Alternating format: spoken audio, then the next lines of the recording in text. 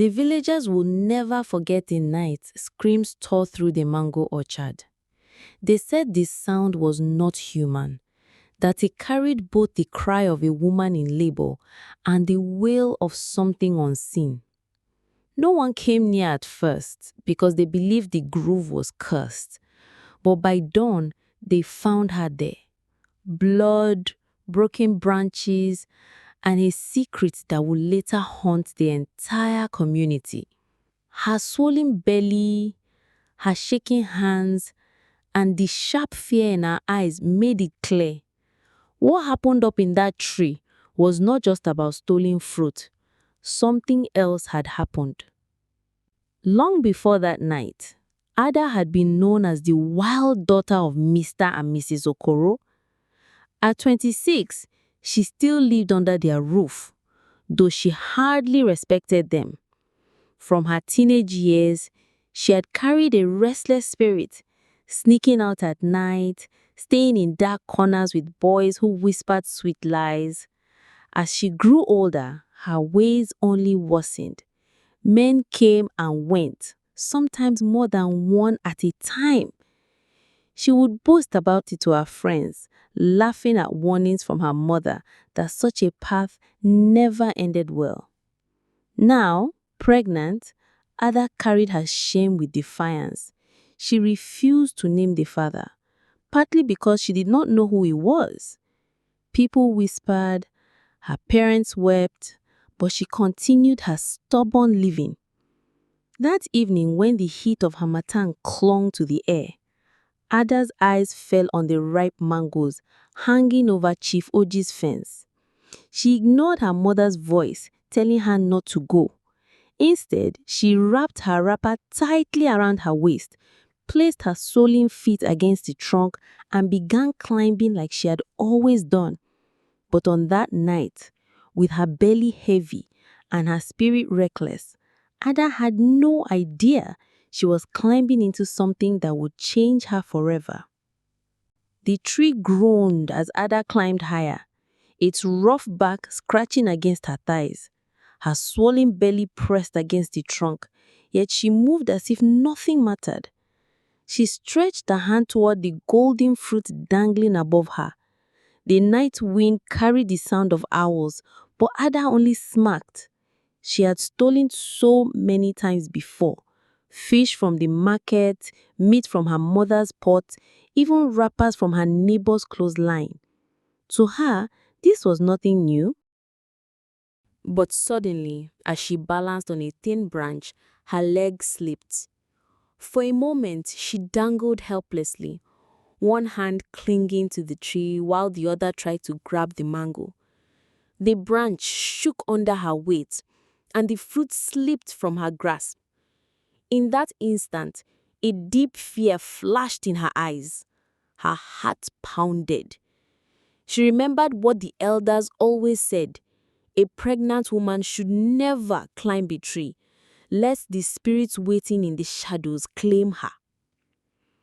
Ada managed to pull herself back up, panting heavily, sweat dripping down her forehead. But when she looked down, she saw something strange. Two men stood at the base of the tree. Their faces were shadowed, but their voices echoed clearly. "Greedy girl, you never listen." Ada froze. She knew she had not seen them enter. The gate was locked, and no footsteps had been heard. The second man lifted his head, and though his face was blurred by darkness, his eyes glowed faintly like hot coal. Fear gripped Ada's chest. For the first time in years, she wished she had obeyed her mother, but it was too late. She was stuck between the branches, with her unborn child kicking restlessly inside her womb, and two strange figures waiting below, as if they had been expecting her. Ada blinked, trying to steady her breathing, but the more she stared, the more real the figures became. They were not ordinary men, at least not like the men she entertained in dark rooms. One was tall and lean, with a long staff resting on his shoulder. The other was broader, with a wrapper tied carelessly around his waist. Their bare feet did not stir the dry leaves on the ground, and that frightened her even more. "Come down," the tall one commanded, his voice low but strong. "Your time has come." Ada's mouth trembled. For the first time in her stubborn life, she was speechless. Her mind raced back to the stories told by her grandmother about spirits who punished women who misused their wombs, spirits who waited for careless daughters at crossroads, riversides, and trees. She wanted to climb down, but her legs would not obey. Instead, her hands shook so much that she nearly slipped again. "Leave me alone," Ada finally cried, her voice echoing across the compound. She hoped someone, anyone would hear and come. But the village was deep in sleep, and the orchard was hidden behind Chief Orji's tall walls. The broad one smelled strangely. "You have taken what was not yours all your life. Now it is time to pay." His words rolled slowly, like thunder before rainfall. Ada clutched her belly, feeling another sharp kick from the baby. Her eyes widened. Was it fear that made the child restless? Or was it something else? Something that had been living inside her all along? She pressed her back against the tree trunk, tears filling her eyes. For years, she had mocked warnings, laughed at advice, and ignored her parents' pleas. But now, under the dark sky with glowing eyes watching her every move, Ada felt the weight of her choices pressing down on her chest like never before. The night seemed heavier, as if the stars themselves had hidden behind thick clouds. Ada shivered, her wrapper clinging tightly to her sweaty skin. The tall figure tapped his staff against the roots of the tree, and the sound echoed like a drum beat, far too loud for such a small strike. Ada felt the vibration move through the trunk, rattling her balance. "You think your mother's tears were for nothing?" the tall one asked. His voice was neither angry nor kind. It was the voice of judgment. Ada shook her head wildly. "I don't know you people. Leave me alone." But the broad one laughed, a hollow sound that seemed to come from everywhere at once. "You opened your body to every man who asked, even some who did not. You mocked the gift of the womb, and now that gift has turned against you." At that, Ada pressed both hands against her stomach. A stabbing pain shot through her belly, sudden and sharp, unlike the usual kicks. She gasped and almost lost her grip again. Panic rose in her throat. Was she about to go into labor right there in the tree? The figure stepped closer, their glowing eyes never leaving her. The tall one continued. "We won through dreams. We won through whispers, but you laughed." Ada's mind flashed back. She remembered the strange dreams she had been having, of rivers turning red, of babies crying without faces, of trees bending low as if to crush her. She had dismissed them as foolish nightmares. Now, she realized they had been warnings. Her chest tightened, and tears rolled down her cheeks. For the first time, Ada wished she could turn back time, to listen when her mother begged her to stop her reckless life. But the tree creaked again beneath her, reminding her that time was running out. Ada's cries echoed through the orchard, but no one came. The pain in her belly grew stronger, twisting her insides like a rope being pulled from both ends. She clutched the branch with all her strength, her nails digging into the bark. Sweat poured down her face, blinding her eyes, while her wrapper slipped dangerously loose. "Mercy!" she shouted, her voice cracking. "Please, I beg you, don't harm me."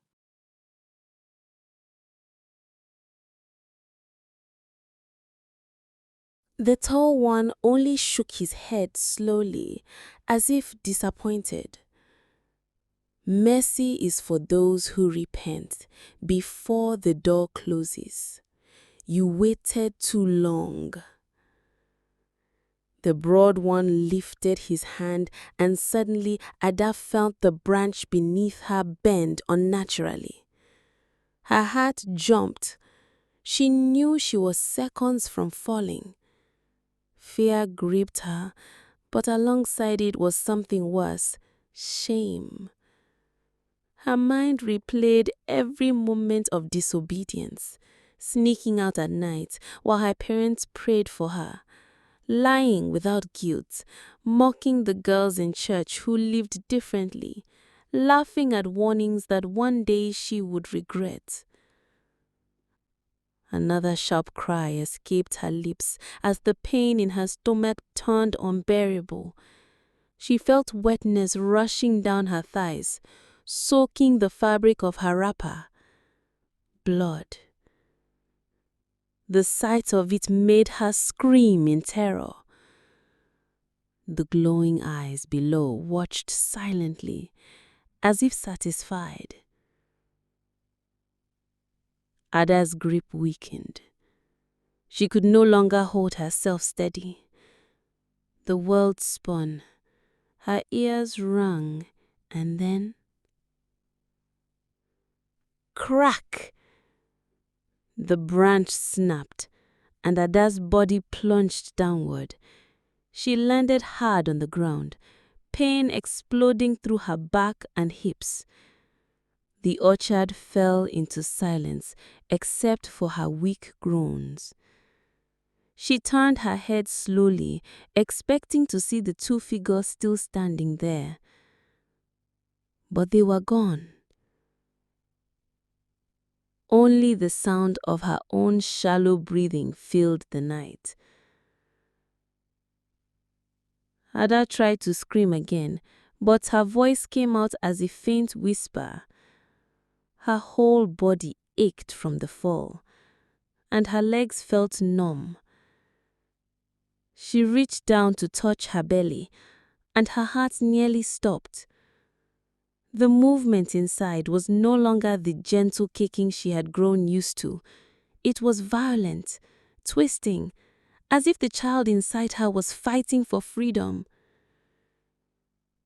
Tears blurred her vision. She wanted to stand, to run home to her mother's arms, but her body refused to move. The orchard was cold, and the silence pressed down on her like a heavy blanket. Suddenly she heard footsteps. Relief rushed through her chest, and she forced herself to raise her head. Maybe someone had heard her cries after all. But when her eyes adjusted to the moonlight, she realized it was not her father or any neighbor, but Chief Oji, the owner of the orchard. He was holding a lantern, his face set in anger.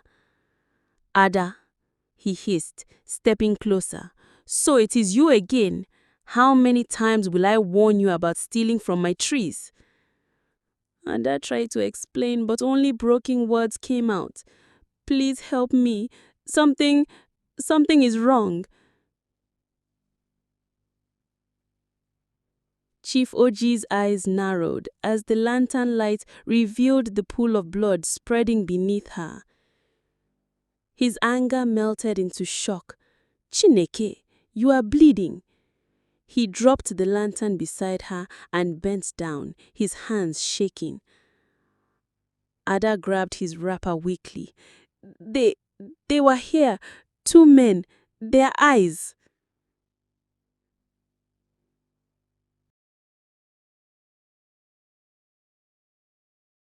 Her father came out too, his face heavy with sorrow. He had long grown tired of Ada's ways, but the sight of her weak body shook him to the core. He knelt beside her and held her hand. Ada whispered through cracked lips, "Papa, Mama, I saw them. They said, 'I will pay.'" Her voice faded before she could finish. The parents exchanged a fearful glance. They knew of the strange spirits said to guard forbidden places. Could it be true? Was their daughter's stubbornness finally colliding with forces beyond the human world? As the night deepened, the women of the compound gathered, whispering prayers and tying wrappers around Ada's waist to stop the bleeding. But with every passing moment, it became clear that this was not an ordinary sickness. Something darker had been stirred. The night dragged on, and Ada's groans filled the small compound like the cries of a wounded animal. Her mother knelt beside her, wiping her sweaty face with a damp cloth, while the other women whispered prayers under their breath. The smell of herbs filled the air as one of the elder women prepared a mixture, hoping to slow the bleeding.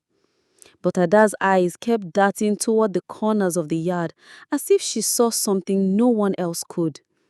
At one moment, she screamed and tried to sit up, pointing at the shadows. "They are here! Can't you see them? They are waiting for me!" The women looked nervously, but saw nothing. Her mother held her tightly, rocking her like a child. "Hush, my daughter. Nobody is here. Only your family, only people who love you." But Ada shook her head violently. "No! They are watching! Their eyes! Fire eyes! They said I must pay!" Her father turned away, his face buried in his hands. He had tried all his life to guide her, to warn her, but Ada never listened. Now, watching her tremble with fear of unseen beings, he felt powerless. Suddenly, Ada arched her back and screamed louder than before. The pain was unbearable, and her belly seemed to twist unnaturally. Women rushed forward to hold her down, but her strength shocked them. It was as if something inside her was fighting its way out, not like a child being born, but like a force breaking through a barrier. The oldest woman among them gasped. "This is not ordinary labor," she whispered. "The spirits are involved." Her mother broke into fresh tears, begging heaven for mercy, but Ada's cries only grew wilder, and her words echoed into the night. "Mama, they are taking me! They are taking me!" By dawn, the compound was filled with people. News had spread quickly that Ada was fighting for her life, and villagers crowded around the mud house, whispering and shaking their heads. Some came out of pity, but others came out of curiosity, eager to see the downfall of the girl that had mocked every advice and lived recklessly.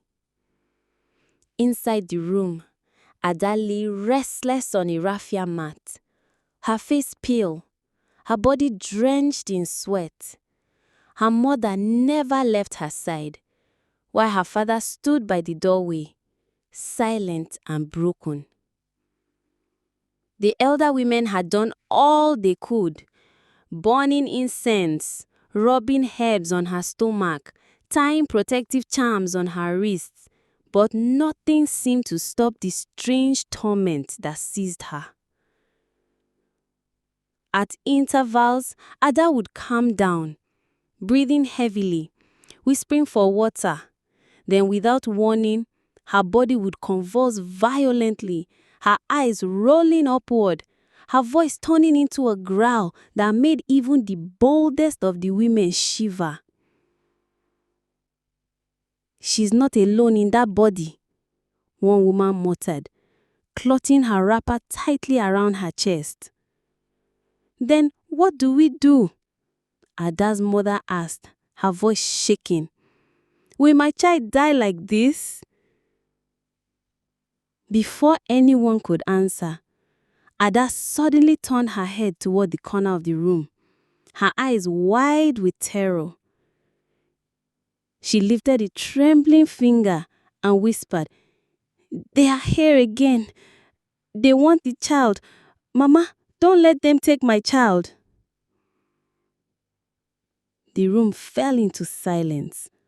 Nobody else saw what Ada was pointing at, but her fear was so raw that it chilled everyone. Her father finally spoke, his voice low but firm.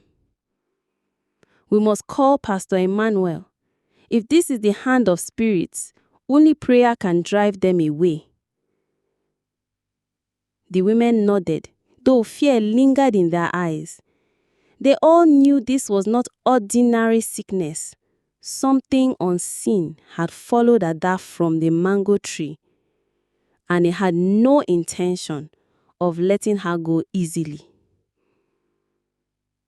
Pastor Emmanuel arrived before midday, his Bible tucked under his arm and a solemn look on his face. He was a tall, dark-skinned man with deep-set eyes that carried both compassion and authority. The crowd outside the compound parted as he entered, some whispering prayers, others muttering that this was the only hope left for Ada. Inside the room, Ada was writhing on the mat, her breathing shallow and her eyes darting about wildly.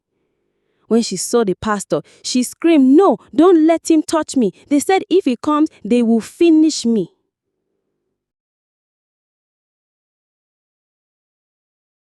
The pastor knelt beside her and opened his Bible. His voice was calm but firm.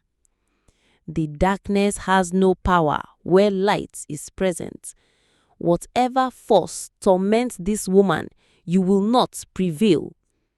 He began to pray, his words steady, echoing through the room. The women joined in, clapping their hands and calling on God. Ada thrashed violently, her body lifting off the mat as though invisible hands were pulling her.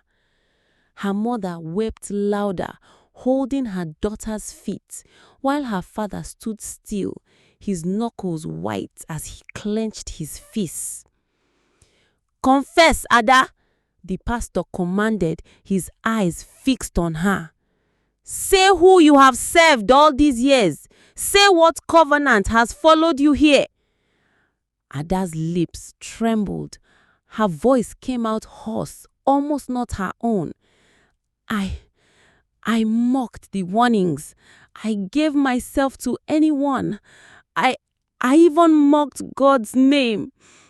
She broke into sobs, her chest heaving. "Now they have come to claim what is inside me." The pastor lifted his Bible high, declaring words of deliverance.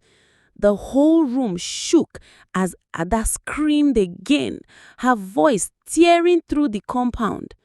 Outside, villagers clutched one another, whispering that what they were hearing was no longer human.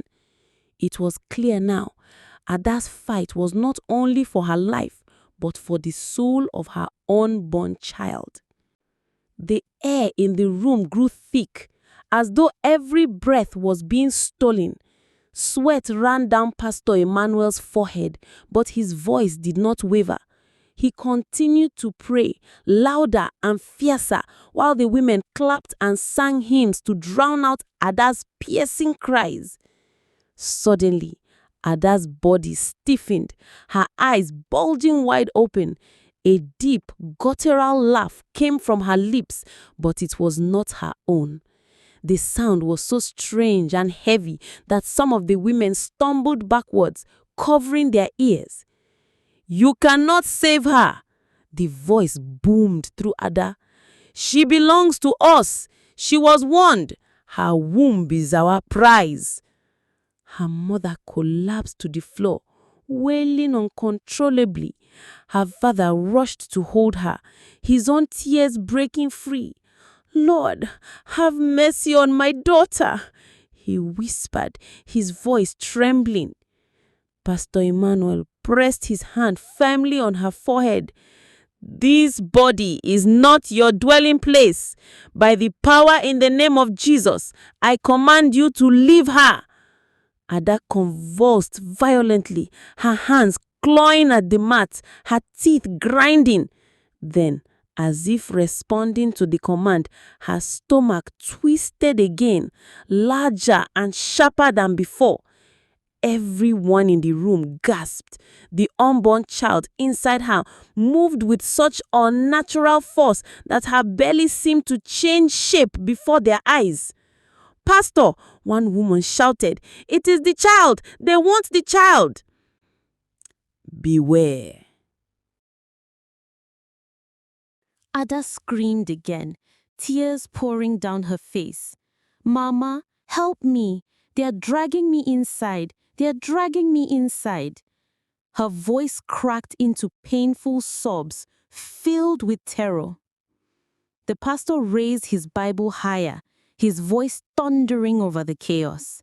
"Light will overcome darkness. She and her child will live." But even as he spoke, the room shook with a chilling wind that blew out the lanterns.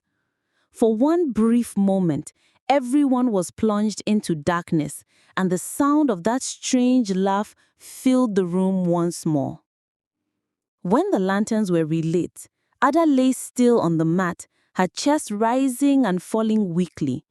Her eyes fluttered open, filled with exhaustion, but the fear in them remained.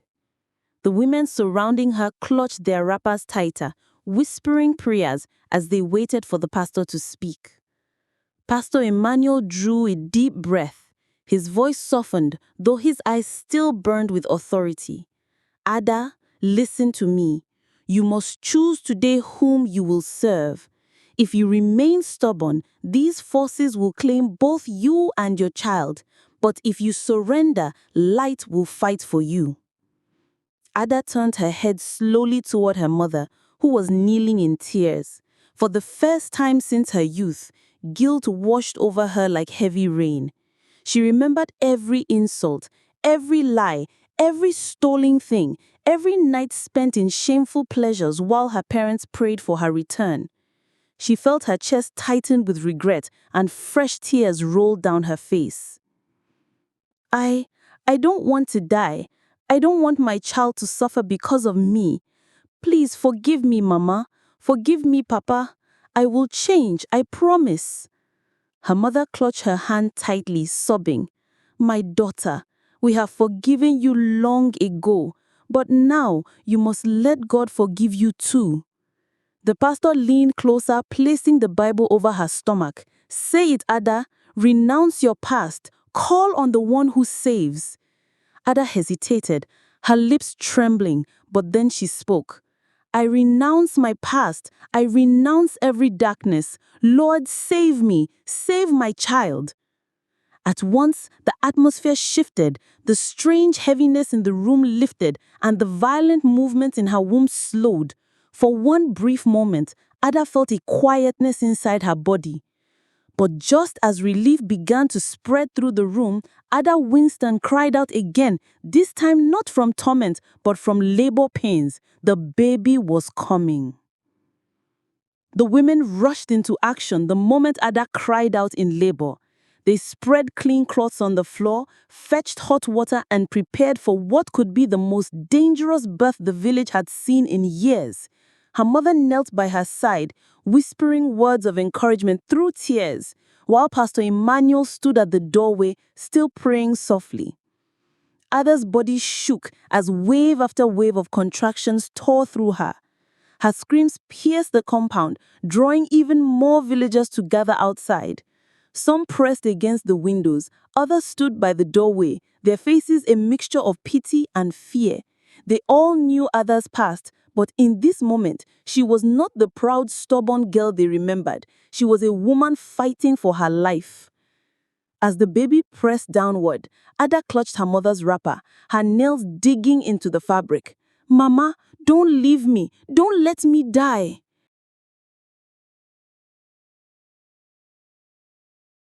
"You will not die, my child," her mother whispered, tears streaming down her face.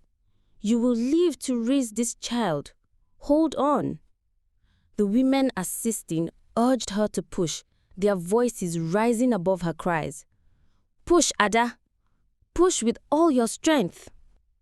With every effort, Ada felt like she was being torn apart. She screamed until her voice cracked, sweat soaking her body. But then, with one final push, a shrill cry filled the room, the cry of a newborn child. The women gasped in relief. One of them lifted the baby, bloodied and wrinkled, and held it up for all to see. "It is a boy!" she announced. For a moment, joy swept through the room. Ada collapsed back on the mat, her chest heaving, tears of exhaustion rolling down her face. She turned her head weakly, trying to see her son. But the moment the child's cry echoed again, a strange coldness filled the air. The lantern flame flickered wildly, and a shadow moved across the wall where no one stood. The joy in the room quickly faded into an easy silence. The battle was not over. The women exchanged uneasy glances as the newborn's cries grew sharper, almost piercing, echoing unnaturally against the mud walls. One of the elder women tried to hand the baby to Ada, but the moment the child touched her arms, Ada screamed and nearly dropped him. "He's burning me!" she cried, her voice breaking. "Mama, take him away! Something is inside him!" Gasps filled the room. Her mother quickly gathered the baby, holding him close, though even she felt a strange heaviness in her chest as the child wriggled in her arms. His tiny eyes opened briefly, and, though they were just the eyes of a newborn, many swore they saw a faint glow, like smoldering embers. Pastor Emmanuel stepped forward, his voice steady. "This child carries the weight of his mother's past, but he is not beyond saving. We must pray." The villagers pressed closer to the doorway, whispering nervously. Some muttered that the child was cursed, that Ada's sins had taken root in her womb. Others argued that every child was innocent at birth, and that this was only the work of evil spirits trying to destroy her. Ada, still trembling on the mat, reached out weakly towards her mother. "Don't let them take him. Don't let my baby. I will change, I swear. Just don't let them have him." Her father stepped inside then, his face stern, but wet with tears. "Ada, this is the price of stubbornness, but it is not too late. If you truly repent, both you and your son may yet be free." The pastor lifted his Bible and began to pray again, louder this time, his words filling every corner of the room. The baby cried harder, his tiny fists clenching, his wheels cutting through the night like blades. Then, suddenly, the lantern flame went out again, plunging the room into darkness. And in the darkness, that same guttural laugh returned, echoing louder than before. The room shook as the laughter roared like thunder through the darkness. Women screamed, clutching one another, while Ada sobbed uncontrollably on the mat. Her mother held the newborn tightly, whispering desperate prayers, her tears wetting his tiny face. Pastor Emmanuel's voice cut through the chaos. "You will not claim this child. You will not claim this mother." His voice was fierce, echoing with authority. He raised his Bible high, and with one swift motion, he struck it against the ground as he shouted, "Let there be light!"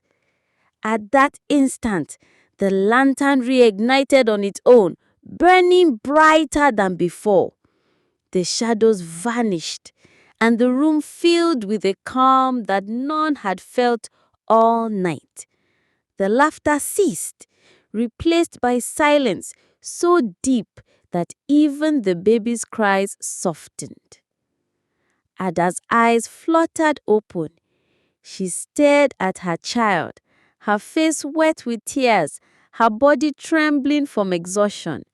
For the first time since the night began, she felt peace.